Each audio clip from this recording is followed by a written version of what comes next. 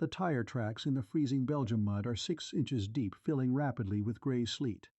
It is December 1944, just outside Arlon, and 24-year-old Private Carl Bauer stands in the freezing rain, gripping a tire tread depth gauge in a nickel-plated casing. He is kneeling beside the rear axle of a 6x6 cargo truck, staring directly at a severe bulge expanding along the rubber sidewall, standing 3 feet away, wrapped in an immaculate officer coat with 3 brass stars glinting against the gray weather, is General George S. Patton. Private Bauer looks up from the mud, points a greasy finger at the bulging tire, and speaks into the heavy silence. Sub-zero mud plus 20% overload equals 6 blown tires before the ridge, he says, his voice flat and steady. The convoy will not make 5 miles. The staff officers, captains, and lieutenants standing in the perimeter freeze. Captain Paul Vance from 5th Infantry Division Logistics feels his jaw go slack, holding his breath as his eyes dart between the low-ranking enlisted man and the legendary general. Nobody speaks to Patton like that. Nobody halts an artillery supply run during a major push. Patton steps closer, his boots crunching on the frozen slush, staring down at the private without a single word. What happened in the next 60 seconds would determine whether an entire artillery division got its ammunition in time. And the answer was not what anyone in that room was prepared for. If you want more untold stories from World War II, hit that subscribe button. Let me back up a second, because to understand what it cost Carl Bauer to point a greasy finger at a 3-star general's convoy, you need to understand what this staging area actually was. It was December 1944, the Ardennes. The perimeter around Arlon, Belgium, was not a neat military depot. It was a frozen swamp of diesel fumes, gray sleet, and panicked urgency. A staging area in the middle of a massive counter-offensive is a place of organized violence. The mud was a physical enemy. It sucked the boots off men, jammed axles, and froze solid when the sun dropped. Men did not walk. They waded. The air smelled of exhausted engines, wet wool, and the metallic tang of high-explosive artillery shells packed by the thousands into canvas-covered truck beds. Every man in that motor pool was operating on negative sleep, fueled entirely by black coffee and the raw adrenaline of a collapsing front line. It was an environment that demanded one thing above all else: speed. You loaded the trucks, you fueled the engines, and you moved out before the weather or the enemy caught you. In an environment like that, the hierarchy is not just a chain of command. It is the only thing keeping chaos from taking over. A private does not speak to a general. A private does not even look at a general unless addressed. The distance between an enlisted man turning a wrench and the commander of the Third Army is not measured in rank. It is measured in light years. When a general like George S. Patton walks into a motor pool to inspect an urgent supply run, the unwritten rule is absolute compliance. You do not bring up delays. You do not suggest mechanical caution. You nod, you salute, and you push the machinery until it breaks. Every lieutenant and captain standing in that freezing slush had already run the invisible calculation. They had seen the heavy loads, they had seen the sagging rubber, and every single one of them had decided to keep their mouths shut, because speaking up meant standing in the path of a moving train. But the reality of December 1944 was unforgiving. Patton's armor was desperately pivoting north to relieve Bastogne, and tanks cannot fight without artillery cover. Artillery cannot fire without shells. The cost of a mechanical failure here is not borne by the officer who stayed quiet to protect his career. It is an arithmetic problem. One blown tire on a narrow, iced-over ridge road stops the truck behind it. One stopped truck halts 30 more. 30 stalled trucks mean 200 tons of high-explosive shells do not reach the guns, and if the guns fall silent, an entire infantry regiment gets cut to pieces in the snow. It was a strict calculation of weight, rubber, pressure, and time, and that was the frozen mud Carl Bauer was standing in. What do you think Patton will do next? Picture the scene. The staging area near Arlon is bathed in the dim, slate-gray gloom of a freezing December afternoon. 40 canvas-topped 6.6 cargo trucks stand bumper to bumper in the churned mud, their exhaust pipes belching thick clouds of blue diesel smoke into the freezing air. The sharp, metallic scent of high-explosive artillery shells hangs heavy over the entire staging ground. Standing near the middle of the supply line, surrounding a single heavily sagging truck, is a cluster of high-ranking officers in heavy wool coats. Captain Paul Vance stands near the fender, his fingers frozen stiff around his clipboard, his breath hitching as he watches General George S. Patton turn slowly on his heel. Every man in that staging area was privately running the exact same calculation. The captains and lieutenants knew the trucks were loaded far past their design threshold. They had seen the tires squirm under the weight of the ammunition crates. But they had also calculated the weight of General Patton's notorious temper. To speak up meant risking their careers, standing in the way of a three-star general who was driving his army toward Bastogne with absolute, relentless fury. The officers chose to stay quiet, betting that the rubber would somehow hold together on the ice. Stay with me, because what happened next in that muddy staging area is the part nobody was expecting. The accounts that survive of that freezing December afternoon in Arlon are consistent in shape. Patton did not yell. He did not wave his arms or launch into a rage about military urgency, not the way a general looks at an interruption, not the way a man looks at something that has irritated him. He looked at Private Carl Bauer the way he looked at terrain. Patton took 3 slow steps forward, his heavy boots sinking into the freezing slush. He stopped directly beside the bulging rear wheel of the 6x6 cargo truck. He raised his right leg and brought the heavy boot down hard, kicking the thick side of the rubber wall. The tire barely yielded, vibrating under extreme tension. Patton stood there for 5 long seconds, his eye tracking the stress line along the tread.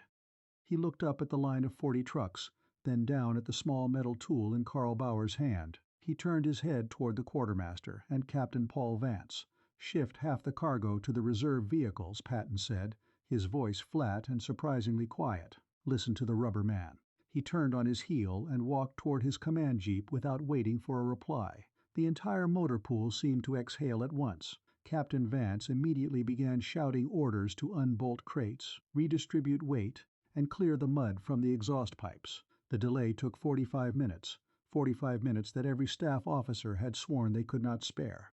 Now, here's the thing. What General George S.? Patton understood in that brief instant was something the junior officers had missed entirely, because they were blinded by rank. Patton was a commander who demanded speed above all else. But he knew the difference between real motion and catastrophic illusion. Cleaving an overloaded convoy onto a single-lane mountain pass with compromised rubber was not aggressive leadership. It was a mathematical gamble with terrible odds. See, what most folks don't realize is that Patton's genius was rooted in mechanics and logistics just much as tactical aggression. A single blown tire on a 6x6 cargo truck on a narrow iced-over mountain trail would not just disable one vehicle. It would capsize or block the entire column. Removing that block in sub-zero mud without heavy recovery gear would take 4 to 6 hours. 45 minutes spent shifting shell crates in the Arlon staging area saved 6 hours on the ridge. That was the arithmetic Patton ran in his head while kicking the tire. He did not see an insolent private questioning his order. He saw a skilled technician presenting a crucial physical fact. And in the brutally practical math of armored warfare, physical facts always defeat officer wishful thinking. Every officer who served under General George S. Patton, Jr. during the European campaign understood that the Third Army operated at a tempo unmatched by any other command. Decisions that would take days in rear echelon headquarters were executed in minutes along the forward line. Driven by Patton's belief that speed, audacity, and relentless pressure were the ultimate life-saving tools on a battlefield. Yet, this relentless drive was balanced by an unyielding respect for practical competence on the ground, proving time and again that a commander who listens to physical ground truth is a commander who achieves decisive victory. The historical records preserved from the Third Army's advance across Europe demonstrate a consistent pattern. Tactical momentum relied not merely on grand strategic maps but on the quiet, unheralded competence of ordinary soldiers doing their duty under extreme pressure. Whether in the freezing mud of the Ardennes or the dust of western France, moments of unexpected courage and technical precision defined the true character of the Allied war effort.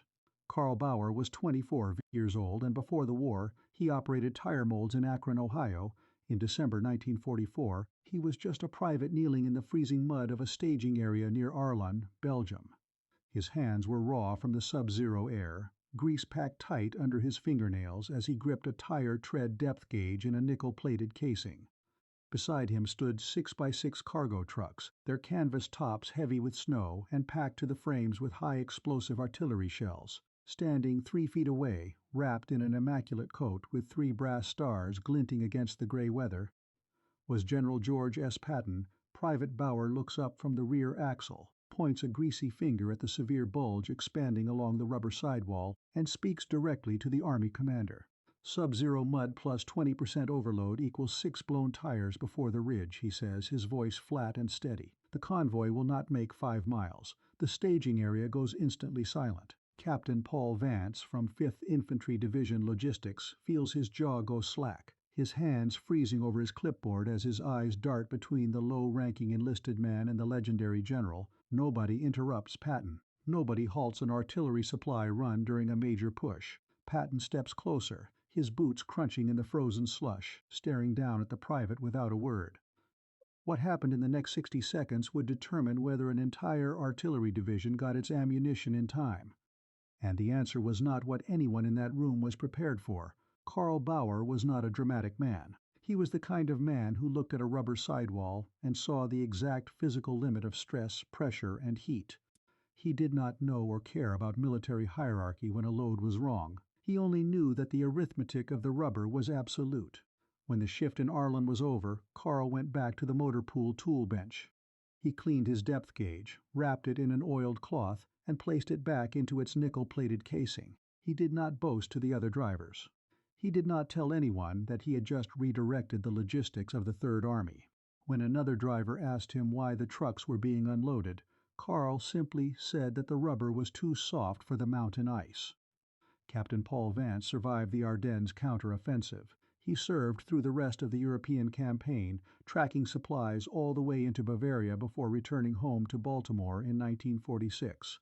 For the rest of his life, Vance told the story of the quiet private who stopped a general's convoy with a tire gauge. Vance worked for 30 years as a civilian freight manager, and he always kept a small rubber tread gauge on his desk, a reminder that real authority belongs to the person who actually understands the machinery. Was General George S. Patton right to take orders on supply logistics from a low-ranking private in front of an entire officer corps? Some would say that allowing a 24-year-old enlisted man to publicly halt a priority supply run undermines the rigid authority and chain of command required to move an army in battle. They would argue that if every subordinate is permitted to question operational urgency based on their own narrow technical concerns, military discipline collapses into endless debate. Others would say exactly the opposite. They would argue that real leadership requires the humility to recognize objective truth over institutional rank, and that a general who ignores physical facts to preserve his authority is simply choosing pride over performance. In the brutal arithmetic of war, listening to the man who knows the rubber is not a failure of command. It is the highest form of competence. Let us know in the comments below. And if you want more untold stories from World War II, make sure you subscribe.